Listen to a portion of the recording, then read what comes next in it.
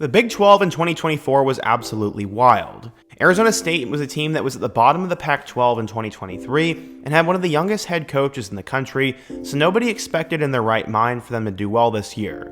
Maybe they could win 5 or 6 games, and maybe they could make a bowl game. That was sort of the expectation in year 2 for Kenny Dillingham, as they had a new quarterback who no one had ever heard of, a running back who was going under the radar, and just an overall team culture that everybody thought was still a work in progress. They had lost a talented guy like Jaden Rashada to the portal, and honestly, nobody ever thought that Arizona State football could be here. Instead, in a new year in college football with a new Big 12 and college football playoff spots on the line, Arizona State found a way to not only go to the Big 12 championship, but they would also win in deciding fashion, and now they have an opportunity to technically win a national championship. Yes, it's probably far-fetched to think the Sun Devils could win it all, but at the same time, nobody thought they'd be here to begin with. In today's video, I want to talk about the near impossible rise of Arizona State football. How did a team picked to finish near the bottom of the Big 12 not only win the conference, but win it decidingly, and how on earth did they get to this point? Who are the key players that made this happen, and where do I think they could go in the future? Well, that's what we're going to talk about in today's video, as we're going to talk about the impossible rise of Arizona State football. But before we get started, if you're a big fan of college football, be sure to subscribe to the channel, leave a like if you want to support today's video, and let me know what player, team, topic, or situation I can cover next. Now let's get started and talk about the insane and impossible rise of Arizona State football. Okay, so in order to understand how Arizona State got to this point, we first need to go back in time. Their all-time record is 643, 425, and 24, and their bowl record is 15, 7, and 1. They have 2 unclaimed national championships, both in 1970 and 1975, and 18 total conference titles. Their arch rival is the Arizona Wildcats, but for the most part since the year 2000, it has sort of been tough sledding for Arizona State. From 2001 to 2010, the team only won over 9 games twice, and their best season came under Dennis Erickson in 2007 with a 10-3 record, and they were ranked as high as number 13 in the country. In 2012, they hired Todd Graham to be the next head coach, and in 2012 he won 8 games in his first year, and then would lead them to back-to-back 10-win seasons as they went 10-4 in 2013 and 10-3 in 2014. Arizona State was in a good spot, but then Graham free fell. They went 6-7 in 2015, 5-7 in 2016, and then 7-6 in 2017. Eventually, Todd Graham was let go of, and they'd have to move in a new direction. Instead of going with an unproven guy, they would decide to grab a former NFL head coach, Herm Edwards. Herm Edwards was hired in 2018, and he was supposed to bring stability back to the program, recruit well, and hopefully lead Arizona State to the top of the Pac-12. In 2018, the team would go 7-6 with a 5-4 mark in the conference, and they'd end up losing in the Las Vegas Bowl.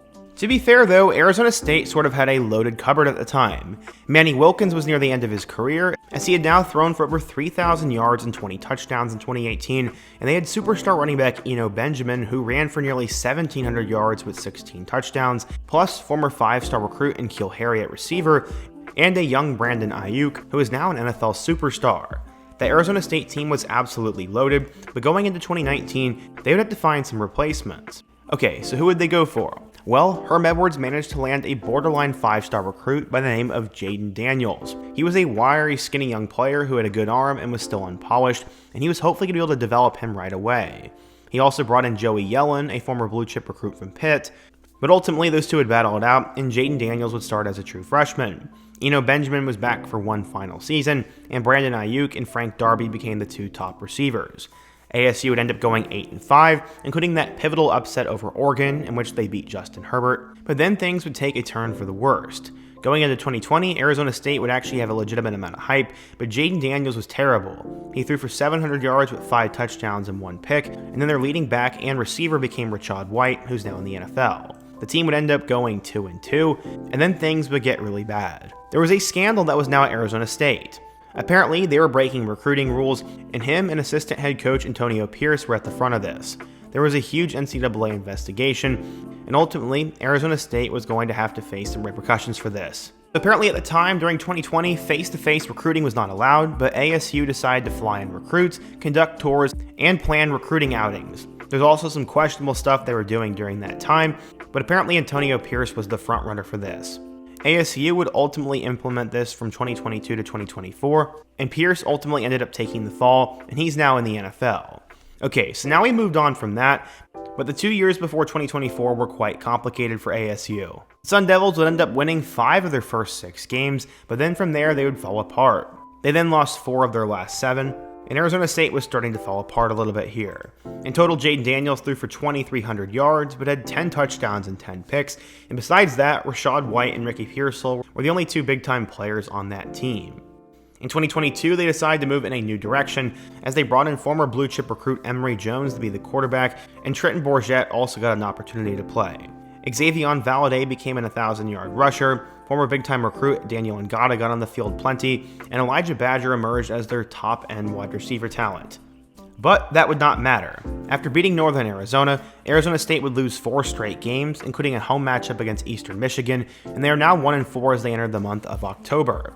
They'd get wins over number 21 Washington and Colorado, but besides that, they lost every single game, and not a lot of them were all that close. Their last game of the 2022 season ended up being on the road against Arizona, and they lost that game and finished with a 3-9 record and a 2-7 mark in the Pac-12. This is where things get interesting, and Arizona State finally starts to rise up.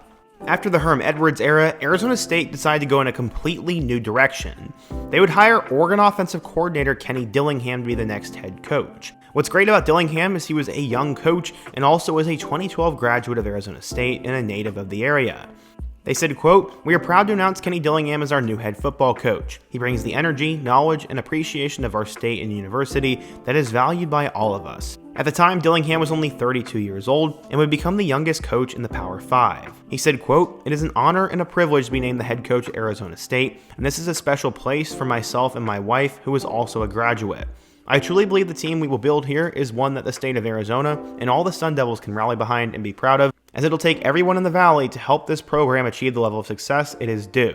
I'm excited to get to work and promise no one will work harder than the staff that we will put together." Honestly, at the time, it didn't feel like Kenny Dillingham was all that qualified, as while he was a big-time offensive coordinator at Memphis, Auburn, and Florida State, it felt like he was too young. I mean, he was literally 32 years old. Yes, the Oregon Ducks did have a top 5 scoring offense, and he helped rejuvenate the career of Bo Nix, but everyone sort of laughed at this. Many thought that Arizona State would take years to rebound, and all that talk about him building a championship caliber team in Arizona State seemed like a bunch of rubbish. Now, as we flash forward 2 years, Arizona State is in a tremendous spot, but first they had to go down in order to go up. So going into the 2023 college football season, Arizona State had a couple of good players in their recruiting class. They brought in near 5-star recruit Jaden Rashada, who ended up having that NIL saga with both Florida State and Miami, plus basically an entire roster littered with 3-star players. In terms of the transfer portal, they got a couple of big names, including Jordan Tyson, a wide receiver transfer from Colorado, Drew Pine, a quarterback from Notre Dame, and Cam Scatabo, a player from Sacramento State. Obviously, there are a couple of other players in that class that are important as well, but those are the 3 that I really wanted to highlight. Arizona State would end up having a very interesting quarterback situation, as there was a 4-way battle between Jacob Conover, Drew Pine, Jaden Rashada, and Trenton Bourget. Bourget was the least talked about of the bunch, but he ended up playing in the most games after Jaden Rashada got hurt early on, and then big-time recruits such as Drew Pine and Jacob Conover barely saw the field. Arizona State would win their first game in the Kenny Dillingham era with a 24-21 win over Southern Utah, but then from there it became rough sledding.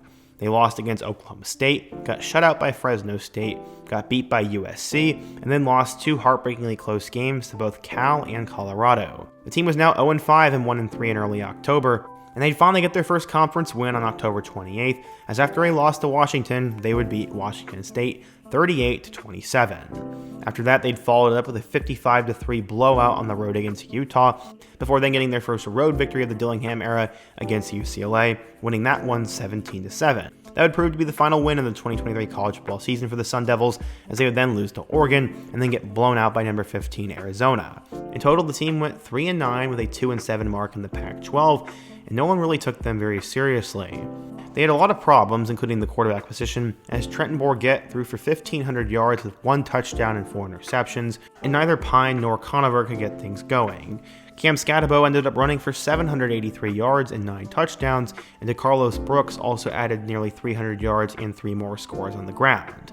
Both Elijah Badger and Jalen Conyers became the 2 top receiving weapons, as Badger led the way with 700 yards, 65 catches, and 3 total touchdown passes. So going into 2024, there was not really any reason to believe that they'd be any good. This is where we have to talk about some of their key players.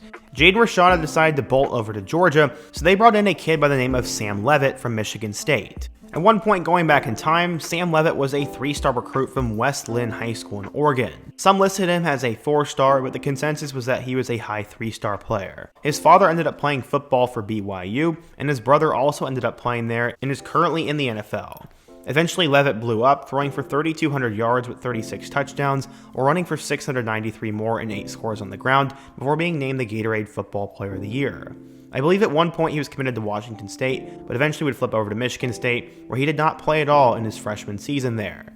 After the season was over, he decided to enter the 2024 transfer portal and would head over to Arizona State. Drew Pine had left from Mizzou, Jacob Conover went back to BYU, and Rashada also left, so Levitt was going to be battling it out with Jeff Sims for the starting job.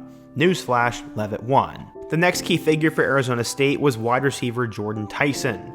He ended up coming out of Allen, Texas, and was listed as the number 215 wide receiver in his recruiting class.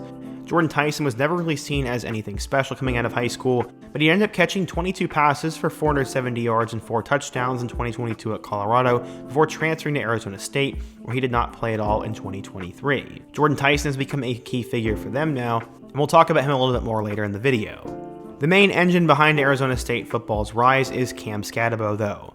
Coming out of California, nobody really ever wanted Cam. He was always going completely under the radar, and despite running for 3,500 yards and 42 touchdowns during his junior year, and adding on 1,600 more and 18 touchdowns as a senior, he'd only end up getting an opportunity to go over to Sacramento State. From there, he'd play 2 seasons with them, running for 1,300 yards in 2022 with 7 more touchdowns.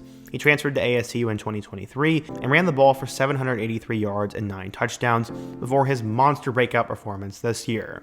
Obviously, there are plenty of other players who've had a significant impact, but Sam Levitt, the transfer from Michigan State, Cam Scatabo, the transfer from Sacramento State, and Jordan Tyson, the transfer from Colorado, are the main 3 guys that have helped ASU blow up this season. So how have the Sun Devils done this year? In week 1, they ended up beating Wyoming 48-7, and that was a dominant win.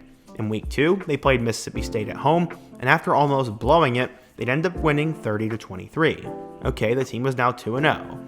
They then would survive on the road against Texas State 31-28, and right now they were still skating by.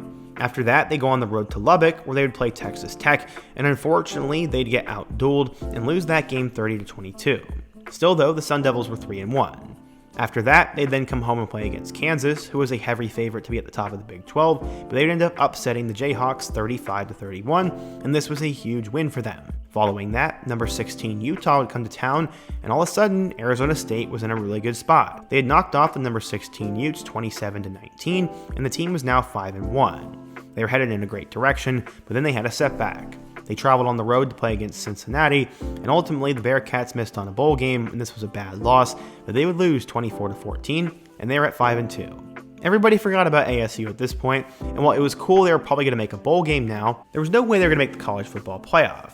They would have to win their next 5 games in order to do that. Well, that's exactly what they would do. They'd start out with a 42-21 blowout victory over Oklahoma State, then would survive against UCF 35-31. Okay, 2 down, 3 to go. Then they would travel on the road to number 16 Kansas State, and in that game, they controlled it from start to finish, winning 24-14. Okay, good. They won another big game, but now they had to face off against the team that was at the top of the Big 12 and number 14 BYU. The Cougars were the Cinderella team of the conference, but then they lost, and then they lost again. Arizona State knocked off the number 14 Cougars 28-23, and all of a sudden, they were 1 win away from potentially going to the Big 12 championship game. A couple dominoes would have to fall their way, and all they could control was how they'd play against Arizona. The Wildcats were supposed to be the team in the spot that ASU's in, but after a terribly mismanaged season, ASU would go in there and win 49-7, and they finished at 10-2. Ultimately, the dominoes would fall ASU's way, and they would qualify for the Big 12 championship game. Against number 16 Iowa State, it was close at the beginning, but eventually they ran away with it and won 45-19. Arizona State's victory was never in doubt, and all of a sudden, the team is 11-2 with a 7-2 mark in the Big 12, and they've clinched a spot in the first ever 12-team college football playoff. Redshirt freshman quarterback Sam Levitt has thrown for 2,400 yards with 21 touchdowns and only 5 interceptions. Cam Scatabo, one of the best stories in college football, has run for 1,400 yards and 17 touchdowns, but the guy literally never gives up and is nearly impossible to bring down. He's a lot like Cody Schrader from Mizzou last year. At receiver, Jordan Tyson became the go-to player, catching 75 passes for 1,100 yards and 10 touchdowns, and despite him missing the Big 12 championship game, Xavier Guillory ended up having 2 huge touchdown catches in the Big 12 championship game today, helping cement that win. Defensive back Miles Rouser leads the way with 87 total tackles. Both Clayton Smith and Elijah O'Neal have 4 sacks apiece. Keith Abney II and Lawrence Welch each have 7 pass deflections. And then Caleb McCullough, Xavier Alford, Keith Abney II, LaTerrence Welch, and Javon Robinson all have 2 interceptions. This team is extremely balanced, and ASU is already seeing new heights in year 1 in the Big 12. Many predicted them to be near the bottom, many people thought Sam Leavitt wasn't any good, and that Kenny Dillingham was in over his head. Instead, they won the Big 12 Conference, they're headed to the College Football Playoff, and the rest of Kenny Dillingham's staff got a huge bonus after Dillingham gave away his own bonus to his staff members, which was honestly awesome. We'll have to wait and see how Arizona State ends up doing in the playoff, but right now, nobody really wants to play them. The Sun Devils have won 6 straight games, they're extremely balanced, they have a lot of momentum, and they're a team with a chip on their shoulder. We'll see though, a lot of teams that have broken out in the last few years have fallen off in year 2, and we'll see if schools like SMU, Arizona State, and Indiana can hold up in 2025, or if they'll be a one-year fluke. No matter what though, it seems like Kenny Dillingham is here to stay, and after hiring the 32-year-old alum, many kind of thought it was a dumb move, but now it's looking genius. Except, what do you guys think? How do you think Arizona State football turned it around? How do you think they'll do in the playoff? And what are your thoughts on them as a whole? Be sure to let me know down below, leave a like if you support today's video, subscribe if you're new, and check out all of the videos on the end screen. Hope to see you guys again soon, but until next time, peace.